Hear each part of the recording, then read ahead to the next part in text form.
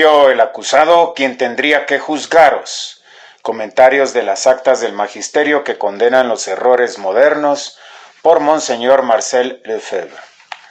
Primera parte, documentos pontificios sobre la masonería. Capítulo 2. Quo Graviora.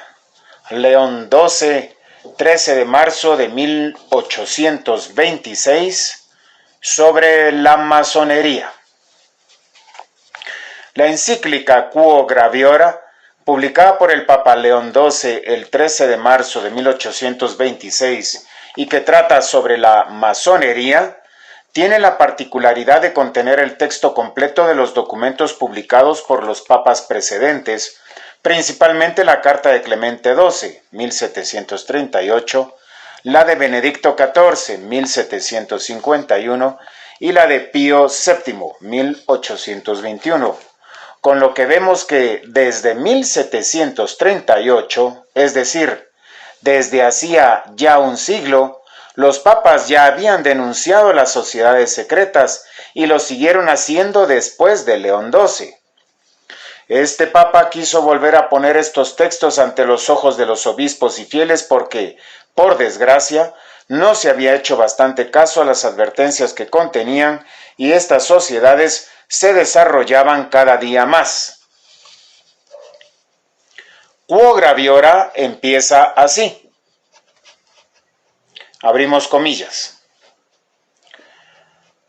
Cuanto más graves son los males que aquejan a la grey de Jesucristo nuestro Dios y Salvador, tanto más deben cuidar de librarla de ellos los pontífices romanos, a quienes, en la persona de Pedro, príncipe de los apóstoles, se confió la solicitud y el poder de apacentarla. Cerramos comillas. Recuerda, pues, la principal obligación que tiene el Papa, encargado de conducir el rebaño: señalarle los peligros que le rodean. Abrimos comillas. Conociendo nuestros predecesores que tenían este deber, fueron siempre vigilantes como el buen pastor, y con sus exhortaciones, doctrinas, decretos y a riesgo de la propia vida, no cesaron de ocuparse en la represión y extinción total de las sectas que amenazan a la Iglesia con una entera ruina. Cerramos comillas. Insisto, el Papa no vacila en decir, esas sectas amenazan a la Iglesia, es decir, quieren la ruina completa de la Iglesia. Y continúa diciendo el Papa, no solo se encuentra esta solicitud de los sumos pontífices en los antiguos anales de la cristiandad, sino que brilla todavía en todo lo que en nuestro tiempo y en el de nuestros padres han estado haciendo constantemente para oponerse a las sectas clandestinas de los culpables que, en contradicción con Jesucristo, están prontos a toda clase de maldades. En ese momento, el Papa introduce la carta de Clemente XII. Abrimos comillas. Cuando nuestro predecesor Clemente XII vio que echaba raíces y crecía diariamente la secta llamada de los francmasones, o con cualquier otro nombre, conoció por muchas razones que era sospechosa y completamente enemiga de la Iglesia Católica y la condenó con una elocuente constitución expedida el 28 de abril de 1738, la cual comienza in eminenti. Cerramos comillas. Clemente XII, excomunión de los masones. La carta de Clemente XII dice, abrimos comillas, habiéndonos colocado la divina providencia, a pesar de nuestra indignidad, en la cátedra más elevada del apostolado, para velar sin cesar por la seguridad del rebaño que nos ha sido confiado, hemos dedicado todos nuestros cuidados en lo que la ayuda de lo alto nos ha permitido, y toda nuestra aplicación ha sido para oponer al vicio y al error una barrera que detenga su progreso, para conservar especialmente la integridad de la religión ortodoxa y para alejar del universo católico en estos tiempos tan difíciles todo lo que pudiera ser para ellos motivo de perturbación. Cerramos comillas. Qué claros y sencillos eran en otro tiempo los papas. Decían, somos los pastores y tenemos que proteger al rebaño. ¿Contra qué? Contra los errores y contra los vicios. Por esto denunciamos los vicios y los errores y proclamamos la verdad del Evangelio. No podía ser más claro. Con tales pastores que no tenían miedo en decir, cuidado, evitad tal o cual cosa, aquí hay peligro, seguid la verdad de la iglesia, etcétera, etcétera. Con esto se sentía seguridad. Ahora, después del Papa Juan XXIII, ya no sentimos esto. Antes de él, en 1950, Pío XII había escrito la Humani Generis, una encíclica fuerte y magnífica contra los errores de los tiempos modernos, pero desde entonces parece como si ya no hubiera errores modernos, o como si en los mismos errores hubiese elementos de verdad. Con esa porcioncita de verdad aparente, la gente se traga el error que la recubre y el rebaño se envenena. Volvamos a Clemente XII. Se abren comillas.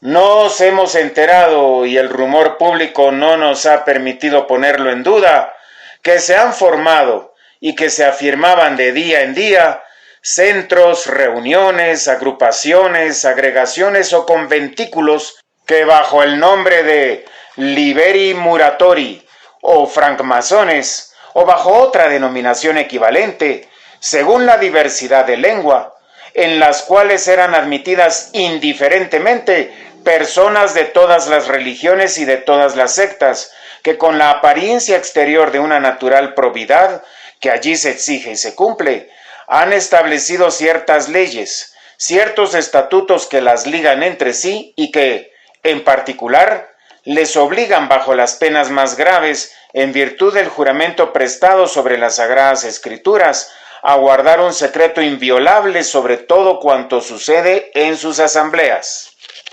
Se cierran comillas. Esta definición es maravillosa. Primeramente son hombres de todas las religiones, con una apariencia exterior de una natural probidad, es decir, de filantropía, haciéndose pasar por amigos del pueblo, del progreso, de la sociedad, lo mismo que hoy. Entre ellos siempre hay un pacto secreto que les compromete, bajo penas graves, hasta la muerte, como después se supo, a un silencio inviolable. Es imposible saber exactamente qué se trama en estas sociedades. El secreto es absoluto. Los papas insisten en este hecho. Lo que se realiza de este modo solo puede ser malo, pues si hicieran cosas buenas, no habría motivos para no hacerlas a la luz del día. Clemente XII enuncia luego las acusaciones de la Iglesia contra estas sociedades. En primer lugar, las sospechas que nacen en la mente de los fieles. Se abren comillas. Pero como tal es la naturaleza del crimen que se traiciona a sí mismo y que las mismas precauciones que toma para ocultarse lo descubren por el escándalo que no puede contener, esta sociedad y sus asambleas han llegado a hacerse tan sospechosas a los fieles que todo hombre de bien las considera hoy como un signo poco equívoco de perversión para cualquiera que las adopte. Se cierran comillas. El Papa se apoya en cierta opinión pública.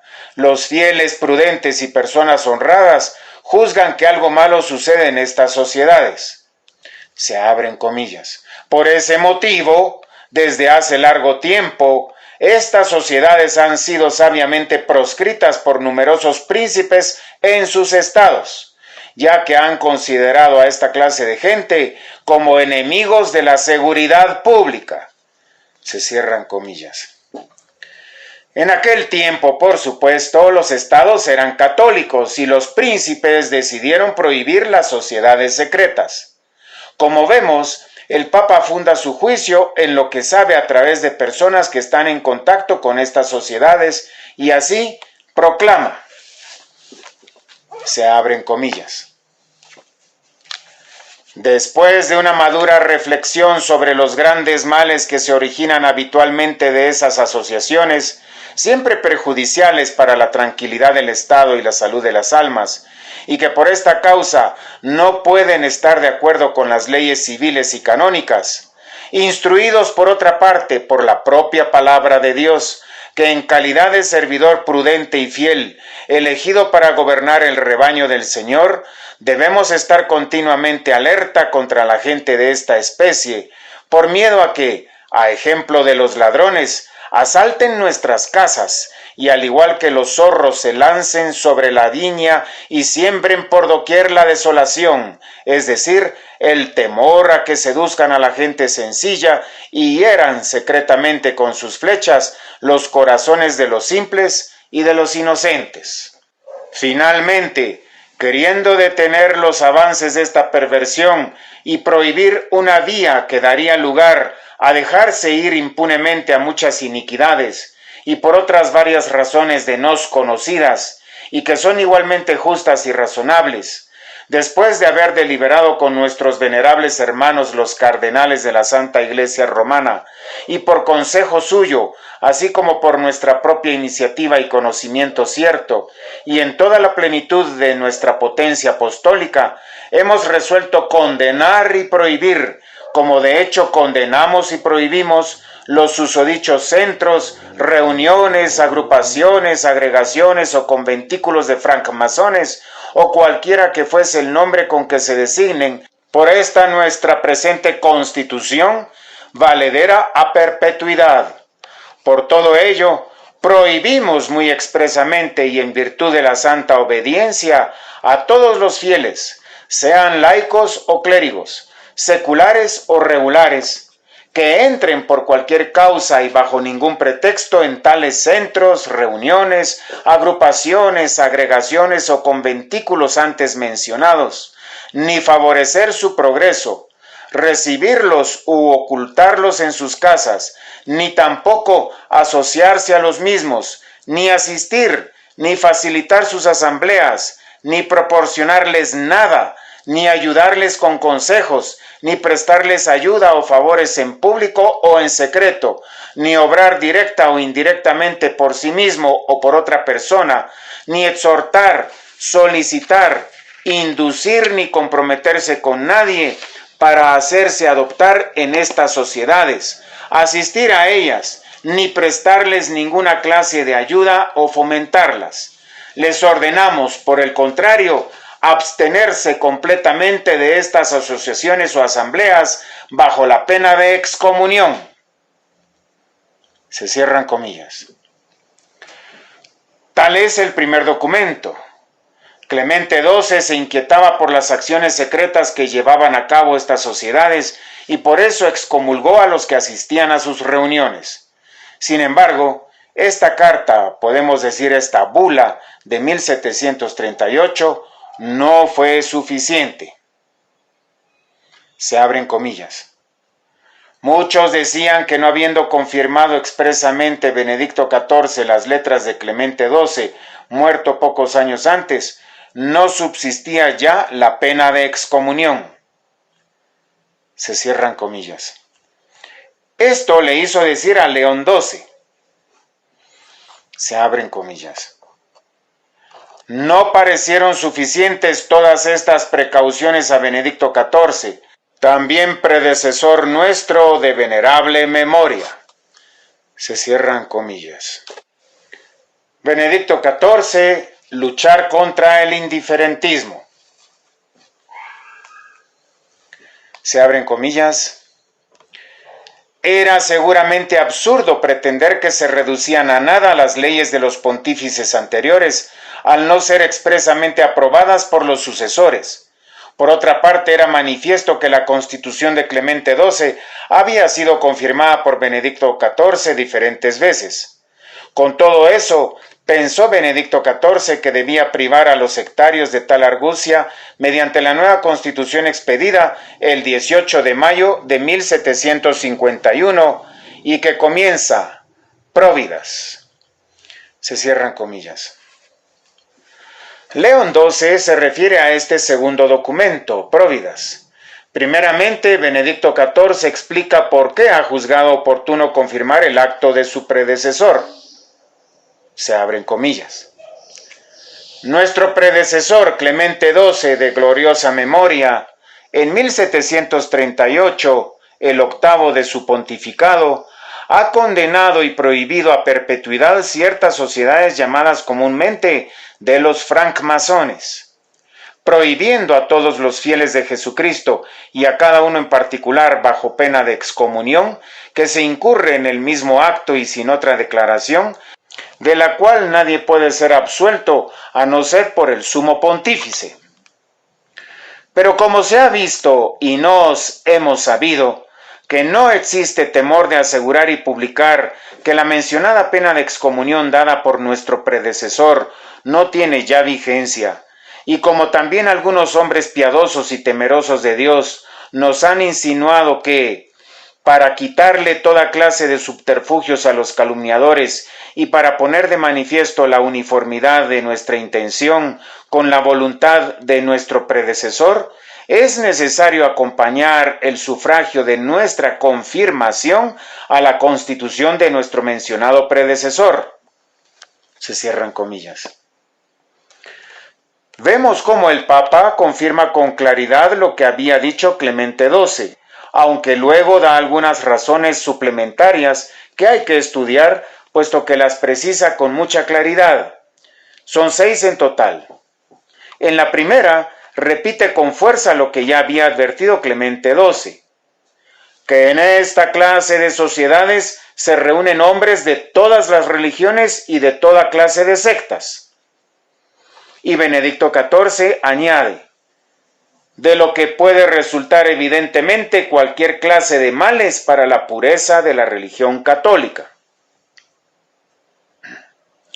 Hay que recordar que los papas han luchado siempre contra el indiferentismo, el error que consiste en decir que todas las religiones son buenas, que cada persona puede tener la suya y que no hay que poner la católica por encima de las demás.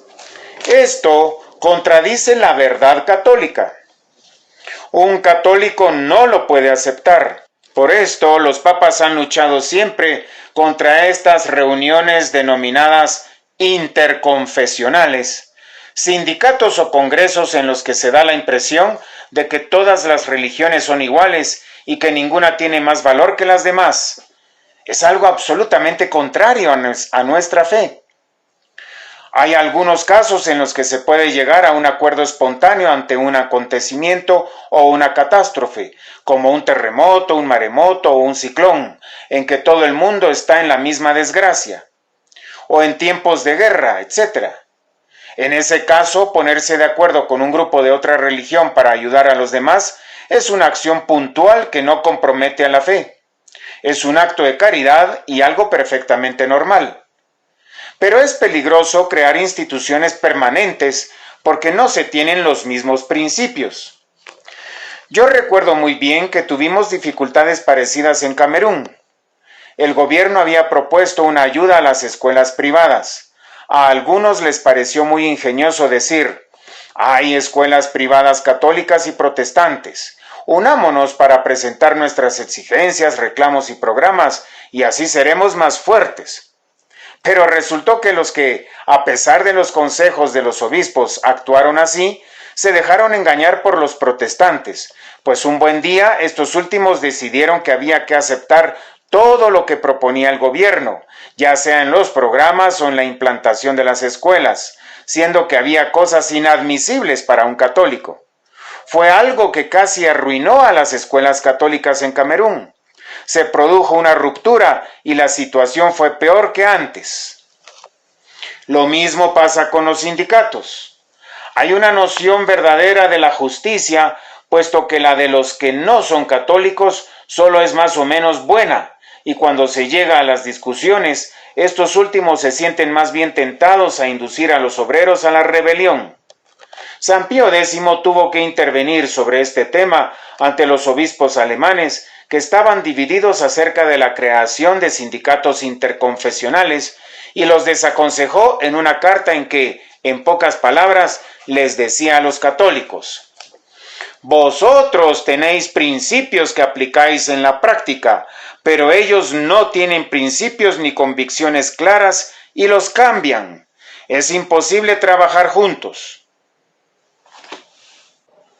Volvamos al razonamiento de Benedicto XIV contra la masonería. Se abren comillas. La segunda es el estrecho e impenetrable pacto secreto, en virtud del cual se oculta todo lo que se hace en estos conventículos, por lo cual podemos aplicar con razón esta sentencia. Las cosas buenas aman siempre la publicidad, los crímenes se cubren con el secreto. Cerramos comillas. Esta comprobación está relacionada con la tercera razón que se refiere a la aplicación del secreto, y el Papa se refiere así. La tercera es el juramento que ellos hacen de guardar inviolablemente este secreto, como si pudiese serle permitido a cualquiera apoyarse sobre el pretexto de una promesa o de un juramento, para negarse a declarar, si es interrogado por una autoridad legítima, sobre si lo que se hace en cualesquiera de esos conventículos no es algo contra el Estado y las leyes de la religión o de los gobernantes. Hasta aquí el Papa. Hay un secreto y además, después de haberlo jurado, no se puede decir nada ante la justicia. Eso es algo ilegítimo. Nadie puede comprometerse bajo juramento a negarse a responder a quienes tienen derecho a preguntar, ni a los que tienen que saber cosas que repercuten en el ámbito de la seguridad del Estado e incluso para la existencia de la religión. Benedicto XIV sigue con la cuarta razón.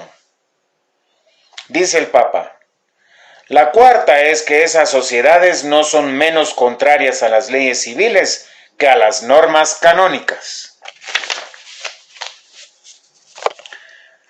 Las leyes civiles y canónicas prohíben estos conventículos, asociaciones y reuniones secretas, de las que no se sabe nada, puesto que todas las sociedades que se reúnen sin el permiso de la autoridad pública están prohibidas por el derecho civil y también por el canónico. Se abren comillas. La quinta razón es que ya en muchos países las dichas sociedades y agregaciones han sido proscritas y desterradas por las leyes de los príncipes seculares. Se cierran comillas. Evidentemente se podría objetar que los príncipes obran así porque estas sociedades les estorban y que eso no quiere decir que siempre sean malas, pero el Papa se apoya en los príncipes seculares católicos que creen que no pueden tolerar estas asociaciones que se esconden y obran en secreto. Y luego el Papa da la sexta razón. Se abren comillas. Estas sociedades gozan de mal concepto entre las personas prudentes y honradas, y alistarse en ellas es ensuciarse con las manchas de la perversión y la malignidad. Se cierran comillas. El Papa se apoya en la opinión de personas prudentes y honradas y luego insiste, como su predecesor, ante los prelados, obispos, ordinarios del lugar, superiores eclesiásticos y también ante los príncipes y jefes de Estado, para pedirles que luchen contra esas sociedades secretas. Este es, pues, el segundo documento, el de Benedicto XIV. León XII añade una reflexión. Reprocha a los gobiernos y jefes de Estado que no hayan tenido en cuenta los avisos de los papas, de modo que las sociedades secretas siguieron expandiéndose y difundiendo el mal. Citemos: ojalá los gobernantes de entonces hubiesen tenido en cuenta esos decretos que exigía la salvación de la Iglesia y del Estado. Ojalá se hubiesen creído obligados a reconocer en los romanos pontífices, sucesores de San Pedro, no solo los pastores y jefes de toda la Iglesia, sino también los infatigables defensores de la dignidad y los diligentes centinelas de los peligros de la sociedad. Ojalá hubiesen empleado su poder en destruir las sectas cuyos pestilenciales designios les había descubierto la Santa Sede Apostólica. Habrían acabado con ellas desde entonces, pero fuese por el fraude de los sectarios, que ocultan con mucho cuidado sus secretos, fuese por las imprudentes convicciones de algunos soberanos que pensaron que no había en ello cosa que mereciese su atención ni debiesen perseguir. No tuvieron temor alguno de las sectas masónicas y de ahí resultó que naciera gran número de otras más audaces y más malvadas. Pareció entonces que en cierto modo la secta de los Carbonarios las encerraba todas en su seno. Pasaba esta por ser la principal en Italia y otros países. Estaba dividida en muchas ramas que solo se diferencian en el nombre y le dio por atacar a la religión católica y a toda soberanía legítima. Hasta aquí el Papa. Y como vemos, el Papa León XII no vacila en señalar esta nueva secta, la de los Carbonarios, que ataca abiertamente a la religión católica y autoridad legítima del Estado.